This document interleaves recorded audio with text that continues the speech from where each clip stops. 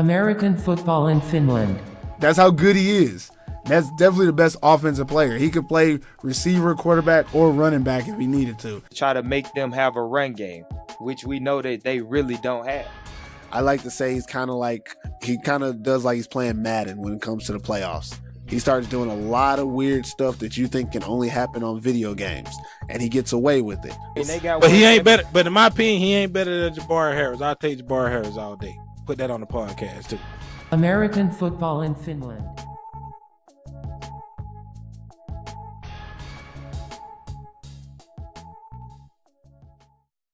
The voice in your ears right now is perfect, Pervis. Back again for another great episode of American football in Finland.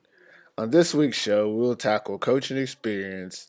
Is it about the time and years or relevant knowledge? Dwaine Wood and Evan Harrington join me to talk about this week's topic. How important do you think the actual years is compared to like effectiveness of coaching? I mean, personally, I could give a crap about a guy who says he's been coaching for 20 years, and then when I talk to him, he doesn't understand what RPO is, or he doesn't know what a run fit is. Like, for me, you got to show me. If you've been coaching in a certain league, of course it comes with some, hey, well, obviously he knows this or that, but how important do you think it is to actually just have years of experience in comparison to actually being good at coaching? Yeah, I mean, you kind of hit the nail on the head with that. There's one thing to be a coach and call yourself a coach, and there's another thing to be knowledgeable. There you go. Flexible with your knowledge. You know, I'm only 30, so I'm still relatively young within my coaching career. I was blessed to be with very knowledgeable coaches, and just me personally, I'm just kind of a sponge. I'm not a person that asks a lot of questions. If I'm there, but I'm watching you, I'm paying attention. I draw what I'm seeing in, and then I can regurgitate it. If I have questions, then I'll ask them, but I'm pretty good at just watching people and taking that in. I actually took a couple drills from Coach Booker when I was there watching him work with the D-line, actually. I was just going to say, you really gave off that vibe that you weren't involved, but I felt like you were involved, you know, like you were just like, yeah, that's funny. Yeah, I took a couple pictures actually, and I still have them on my phone. Yeah, no worries, man. I was like, okay, I got to remember this one. This is making sense. I like it. But yeah, it's like I said, it's one thing to call yourself a coach, but how knowledgeable are you? And I think you can always find that out, like you said, when you talk to a guy and they're spouting off a bunch of just bullshit, or you're talking technique stuff and it may be something that worked in 1977, but it's 2017, and with what offenses are doing, oh my God, you're setting your players up for failure. I mean, because that's your fault at the end of the day as a coach. If your players aren't producing, at the end of the day, it's going to come back on you. You know, whether or not you're telling them what you need to tell them or not. But if you're telling them stuff that just doesn't make sense for what's going on nowadays or what's being ran in your league, you're just beating your head against a wall there. So I just think that it's the knowledge with the years of experience. How can you balance those two? I mean, I'm obviously biased. This is my third head coaching job in 3 years. So I was playing 3 years ago. I mean, I was coaching while I was playing, but in terms of a full-time coach, this is going into my third year. So I would say, not to be arrogant or anything like that, but I took my team to the Maple League last year in my second head coaching job. And the year before that, I was coaching a Slovak team in the Czech League, which is not very high level football. So if someone looked at my resume, and shout out to Seppo for giving me a shot, you know, because it was definitely a risk, man. You know, like I had 1 year head coaching and the team had all these expectations and he put it in my hands and, you know, we didn't quite get it done. But anyways, I think for myself personally, I know what I put into my craft. I study as if, I don't know, I always tell people we just played this team, our university team, just played a team who's playing double wing, Coach Holley.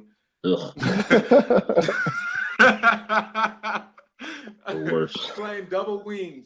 You know, I've never coached against a double wing team, but you better believe I spent, 6, 7, 8 hours studying double wing offenses to know exactly what gets defenses beat by double wing offenses so that I could then go coach my guys. I could tell you anything you want to know about the double wing right now because I put the time in. Mm-hmm. So time to experience, the experience meaning when you look at it as years, I think it's irrelevant. when you look at it as how much someone's studying their craft, I think that's what's more important, because I've talked to some of those coaches with 30 years experience of high school coaching in America, and you ask them, how do you scoop the backside of a zone play? I get my guard to give them a flipper. If you guys don't know, this is the flipper, the old forearm shiver. Yeah. And so I think it's definitely relevant to what you're currently putting into the craft, because the sport's constantly changing. If you're a I formation aficionado, you're irrelevant right now in football. If you don't understand the spread, I'm dead serious. If you're running I formation and you're trying to run downhill on people, you're trying to play in a box, it's irrelevant right now.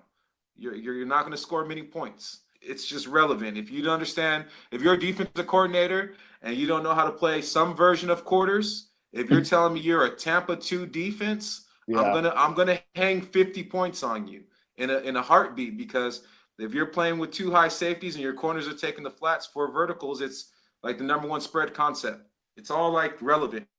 I think when it comes to the coaching experience, I mean, like I said earlier, you two guys, the reason I have you on is I've talked to a lot of different people. I've talked to a lot of people who call themselves coaches. Be nice. And yes, I'm not going to throw any shade at any names or anybody on this. I'm not, because I don't want to be that type of asshole, But when it comes to coaching, it seems you got those guys who, like you two, when you talk to them, you can tell that what you're saying what you know. You're only going to talk about what you know, and what you don't know, you acknowledge that you don't know it. And that's usually the difference. There's a difference between those old school coaches who are like, well, their first compliment of themselves is, I've been doing this for this and this long. That's the first sign that they're out of tune. They're not relevant anymore, like you said, Booker, because they can't speak to today. They're going to say that they're going to use those years of experience. Like when you spoke of what coaching experience you have, you didn't say I've done this many years. You said I've had 3 head coaching opportunities, which is you're valuing the opportunities and not just glossing over and saying I did 3 years of head coaching. And same thing with you, Coach Holley, is that you reference a lot of where you were coached at, like how you learned and picked up a lot of stuff while you were coaching in college. Like that says a lot about what type of coaches you guys are. I've had a lot of conversations. Me, myself, I consider myself an individual coach. I'm very good at coaching running backs and defensive backs, but I stick to just doing that. I would never just come and say, well, I have this many years of experience coaching, because I don't really have that type of experience. What I find interesting in the European market of coaches is when it comes to domestic coaches, the sponge is not there as much as I would like it to be. A lot of coaching staffs are primarily made of 1 or 2 coaches and a lot of people just hanging out and calling it experience. You got guys who they learned how to teach or coach a certain drill, and then they tell the players to do the drill, and that's the end of it. And they do that at every practice. 3 or 4 years later, they're saying, well, I should be the offensive coordinator, because I was the wide receiver coach for 4 years, and all I can do is tell you how to run a slant. I have a peeve against this. It pisses me off because I've traveled to different countries, and the first thing I notice is who's going to help coach this team. It's usually relied upon the American imports to coach, and they don't get any of the credit. And now I am going to throw some shade, especially here in Finland, where the American imports are basically required to be a coach. Coach Booker, you notice for a fact, you were the coach on your team. These guys come over, they're coaches, yet there's like 5 or 6 guys on the sideline wearing coaching shirts and a hat. And then 3 years later, like, yeah, I coached this team. We went to the championship, and they had nothing to do with it except for watching and learning from these other guys. Talking shit on the sideline like you don't hear him. Yeah. You got at halftime, say your team is losing, 5 guys come up to you like, hey, coach, this is open. Hey, we should do this. Like, you didn't help in the game planning. Your position is not doing well. You're not adjusting at all, but you're telling me what we should be doing to change this game around. And, oh, my God, it annoys me. Slovakia has one of my favorite sayings that I've heard. They say, like, everybody wants to be the general after the war. Too many Chiefs, not enough Indians. Yeah. Now that I said stuff like that, people might know who I'm talking about. And I don't care, even if you don't like it. Oh well. There's one on every team. There's at least Yeah. 2 or 3 on every team. It's always an issue. And the thing that really peeves me is that some of these guys have great intentions and they could be of value. All help is wanted. We know that. Coach Booker, you know for sure. All help is wanted, but it needs to be quality help. And if you're gonna consider yourself helping a team, get the help. Be a sponge. Try to learn. Try to be better. Don't just assume because you learned something that you can't learn anything else. Like talking to you two guys, you're learning from each other, and you both already have a large quantity of knowledge, but you're continuing to learn. I'm continuing to learn.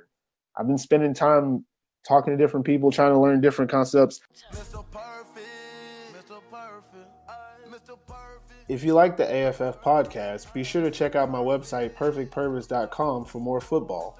I have new articles published daily about football in Suomi, interview articles on import players from around the globe, and I dabble in the interest topics about different aspects of American football on the international level. If you want more football, go to perfectpervis.com and follow me as I observe football around the world. Next up on American football in Finland, Mark Collier and I continue the coaching discussion. Does coaching experience, do the years really matter, or does it really matter what a coach knows? If you were to ask a coach or talk to a coach, what would you weigh more heavily? A coach that says, I coached for 10 years, I won this many championships, I did this? Or what if a coach comes and says, I've not won, I've only been coaching for 2 years, but I know how to run the air raid offense better than anyone. So when you talk to those two coaches, which one do you kind of weigh more heavily? The one with all the experience, which means he's been around, or the guy who says, I know how to coach this? All right. Well, the thing that I've noticed, once again, from a junior perspective, is you see a lot of the same guys year after year, and you know exactly what they're going to do, because they run that same offense or that same defense, every year. And maybe it's something that their club does, and so they kind of grew up in the club, and so because the men's team does it, they do it. And it becomes very easy to attack them because you know that they haven't changed and they're not going to change. And, once again, it's juniors, and maybe it's just somebody's dad who's coaching or things like that. But I've seen it. I've seen it quite a bit. I saw some of it in the States as well. You knew certain programs in the States, youth ball, that they were going to do this, but even in the States, you can tell. Now, I've had to, I've changed. I've tried to change my style. Sometimes it's based on my personnel. Sometimes it's based on something I think is going to work, because those same guys have coached against me, and they might think they have a good beat on me as well. And so I can't allow that. I can't let them know that, or let them think that they're going to be able to run this on me because it worked last time. And so I look at a coach who has made adjustments, a coach who has, done different things based on their personnel, or based on maybe the coach that they're going against that day, and not just run that same offense or the same defense against everybody. And so, from that perspective, I'll take the guy who's put the work in behind the scenes, who's put in the, the game film. I'm mad on game film and in person. I don't think there's anybody in Finland who's seen more youth games than me in the last 6 years. I go to everything possible. And because of that, I know the boys, I know the coaches, I know the systems, and, I have a good idea on strengths and weaknesses. And so, and I respect someone who does that same thing. Who puts the time and the effort to figure out more than just, this one thing. And so going back to your guy who can just do the air raid defense, that's not going to cut it. That's not going to cut it against somebody who knows how to shut down the air raid defense. What else do you got? I think you have to kind of decide what you want as well. A guy that says he has experience, I love a coach who has experience. Like Mark, you have a lot of experience with juniors. But if I'm looking for a coach, I want to know what you know. I don't want to know what you've done, because no offense, what you've done might not mean shit tomorrow, If everything changes tomorrow, can you adapt? I want to know, what do you know about certain schemes, certain positions? What positions do you coach better than others? I want to know your weaknesses. If you don't know your weaknesses, then you obviously don't understand that you have them. And I find that problematic. I need to know what you're not good at coaching. Me personally, I'm a fundamental coach. I'm not into the whole schemes and writing up plays all the time to adjust. One thing I've noticed here with the little bit of interaction I've had with coaches here in Finland is, oh my gosh, everybody thinks it's Madden out here. Everyone has a play, or this would work, we should do this, or oh, we're getting beat on this, we need to do this. And I'm like, why don't you just teach your players how to play better? Like, that's coaching. Coaching isn't drawing up play. Scheming is important, schematics and strategy, but American football starts at the fundamental level. If your guy is getting beat and he's not strong, that does not mean we can't do this. Like, we need to just go away from that. Maybe there's a technique to make up for his lack of strength. I'm not a big, strong guy, but I know how to block people that are bigger than me. I don't have to cut everybody either. There's different ways to do it. But I was taught this. If I hadn't been taught this by a good coach, I wouldn't know how to do it. And a great coach teaches so that a player can teach. Everything I've been taught, I know how to teach to someone else because I've been taught by a coach who actually knew how to teach me. I see a lot of randoms shouting on the sideline. It's a draw. It's a counter. It's a screen pass. That's not coaching. That's a favorite. Yeah, that's guessing. That's yelling out options. You're not telling the player what they can do to stop it. You're not helping them understand where they need to go. If it's a screen pass and I'm playing safety, what does that mean? If you're yelling, it's a screen pass, that's not telling me what I need to do better, or you're not giving me any extra hints or help at all in my position. So for me, when I talk about like the coaching experience, I want you to have quality experience. I want a coach that if he's coached for the New England Patriots, I don't want him to put that he's coached for New England Patriots. I call New England Patriots and they're like, yeah, he was the water boy. I'd rather have the guy who coached at some D3 and they only won 3 games, but every time I asked about him to different people, they're like, this coach taught me this, he taught me that. Then I know that even though he might not have been successful in the grand scheme, that he knows what he's doing. Okay? Maybe I don't necessarily want that air raid coach, but if I'm a defensive-minded coach and he knows the air raid and I'm hiring him as offensive coordinator, that might be what I want. I might not want the guy who has 85 years experience as a head coach but doesn't know how to be an offensive line coach, and I need an offensive line coach. Exactly. Let me just say that, there's a good coach, like you said, should know what he knows. And for example, I'm a total offensive guy, and I got it when I left Taft a couple years ago. I got offered a gig with the team as a defensive coordinator, and I said it's not my thing. It might be if I ever put some time and effort into it, but it's not my thing. No. And the other thing is, it's just that especially a good head coach, he's smart when he gets good coaches around him, and he just shares his vision and lets him do their things. And that's what Yemi and Portervo does really, really well. He gets good coaches around him, shares his vision, and lets them do their things. And he's really hands off in that part of it. Where I've seen other head coaches feel like they have to do everything, and they're all over the place, jumping in and jumping in from where the line coach is, and kind of taking that over right there, cutting his legs out from under him. And so a good coach, especially a good head coach, knows what he can and can't do, and he puts the players or the coaches there that are good at that. That's saying another thing as well, is that there's different types of coaches. Like, because you've been a head coach before doesn't mean that that's necessarily where you need to be. Like you said, someone offered you a job to be a defensive coordinator, and you said, no, that's not my deal, because you understand your strengths and your weaknesses. Not saying that you couldn't do it, but your strength is offense. That's the first sign of someone who actually can do a job that they want to do. If you get a job that you're underqualified for and then you suck at it, and then you still put it on your resume. It's like, okay, I've done this, so that means, well, that's experience. Yes and no. Is it life experience? Yes. Is it coaching experience? I'm not sure if you experienced, like you didn't do well. You weren't being taught how to do it. It's like you weren't in training. If you're a head coach of a team and you're in charge of everything and then you bomb, you weren't trained. Like no one was teaching you as you went along. Now, if you're a position coach and maybe there's an offensive coordinator who's guiding you, you can always say, well, I understand a little bit more about coordination as well because I was underneath this coach. But at some point, you got to realize as well, too, that, okay, I coached the damn running backs. I might not understand what's really going on with the entire offense, you know? I coached the running backs. Exactly. We ran a air raid. Now, depending on how much involved you were in the offensive planning, maybe you do understand it. I mean, me personally, I'm a running back, but I've run both versions of the air raid. I've run the I formation.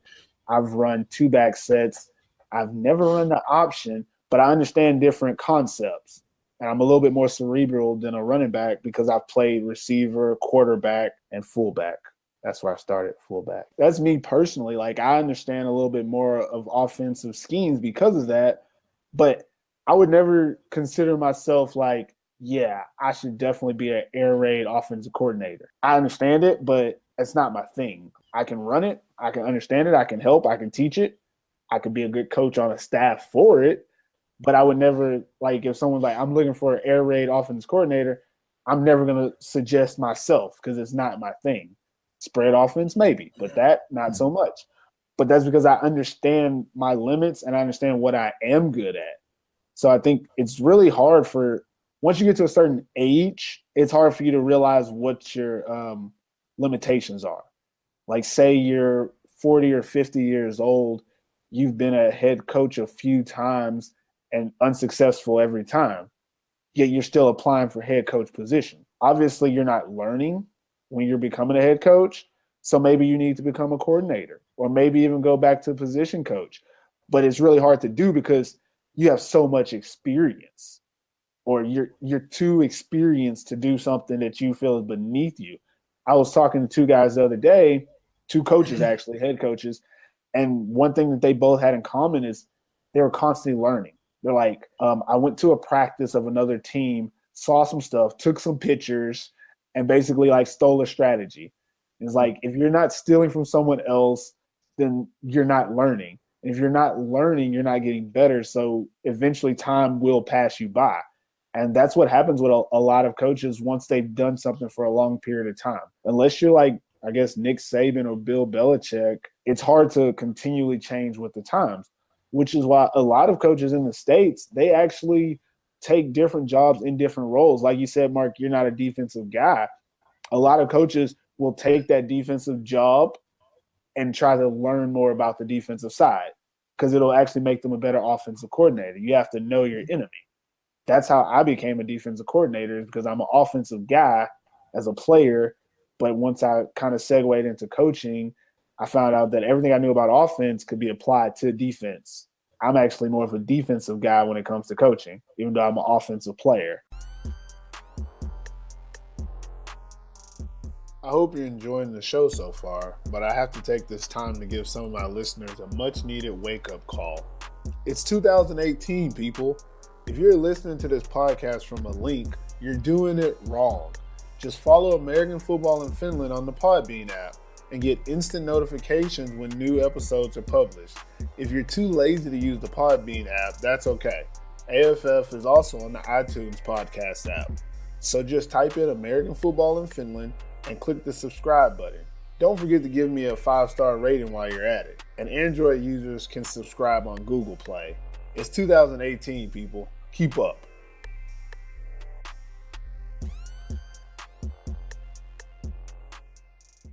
This is a topic that's really close to me because I've dabbled into playing and coaching. I ran into one major thing as a coach was I was undervalued because of my quote unquote experience. Now, here's my thing. Does years equal experience, or does knowledge equal experience?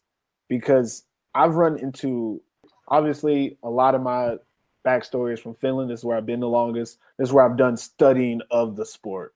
A lot of coaches, per se, that I've run into here aren't coaches. They're guys who hang out, and for years they hang out, and then they get the tag of being a coach.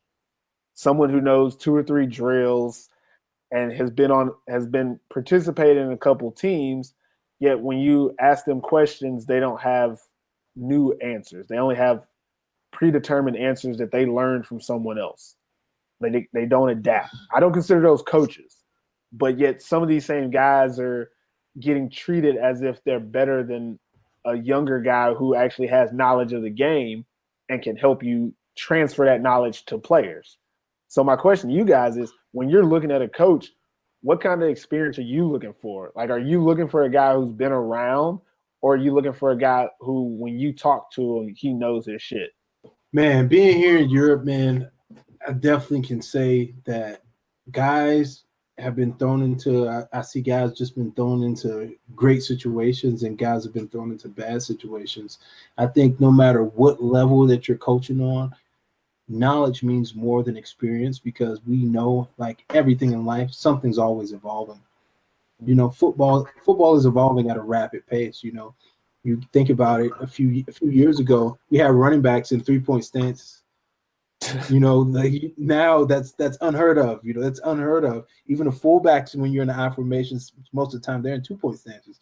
You know, so fullback. What is a fullback? Exactly. That's the other point. You know, so you have guys who aren't willing to change because that's how they've done it for the longest time since football has been started. You know, but they aren't willing to adjust, and I think, man, that's the biggest thing. Guys are just intimidated about young guys. But if you look on the college sports world, you know, especially football, those guys who are lasting the longest, they're surrounding themselves around young offensive coordinators. They're surrounding themselves around young defensive coordinators, because they're learning the game as well, because football is evolving. And I think knowledge means way more than, you know, the amount of years you have had under your belt as a quote unquote coach.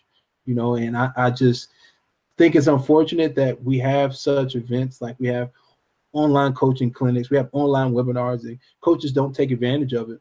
What about you, Dwaine? Because you're an old coach, old guy. I'm old coach. Well, actually, I look for leadership more than anything else.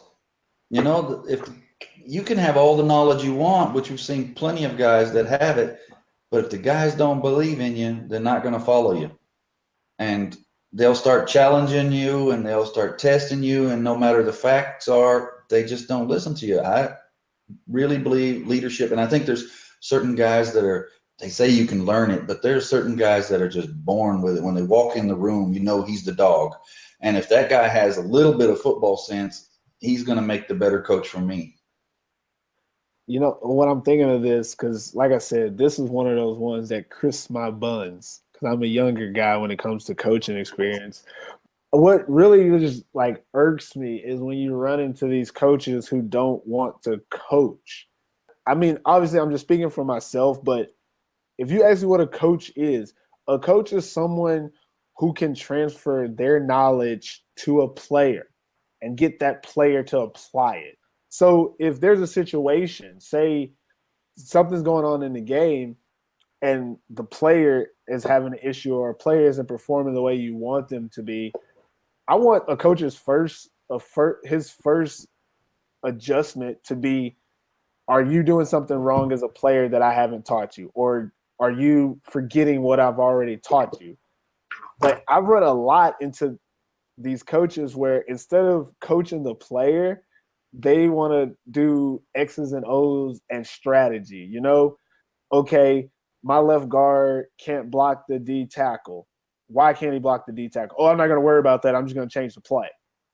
Well, maybe he's just in the wrong stance. Like, maybe he's just not getting the right get off. Like, maybe he doesn't understand that defensive tackle is lining up where he can't get to him.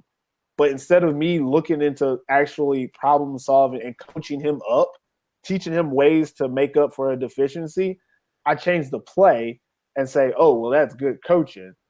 Strategy wins every time. No, I don't care who you are, what coach you think you are. Players have to play the game.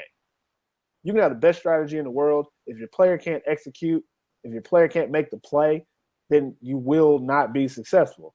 Now, how do you get these players to execute and make the play? You coach them.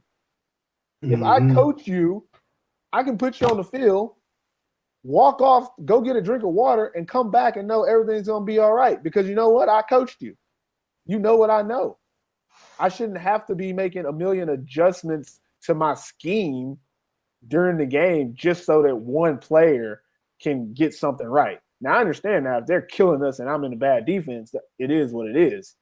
But if it's one player, I got a cornerback who every time they throw the deep ball, he's in position and doesn't make a play on that ball.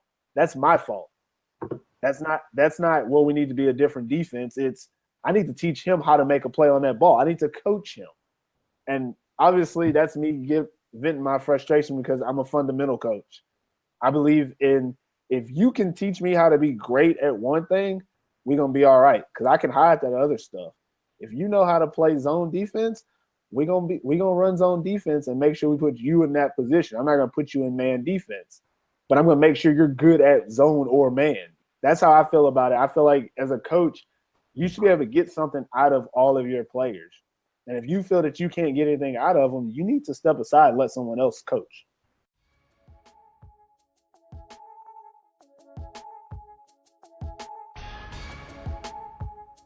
American Football in Finland is now on iTunes. Please rate the show and subscribe today. If you really like the podcast, follow AFF on the Podbean app.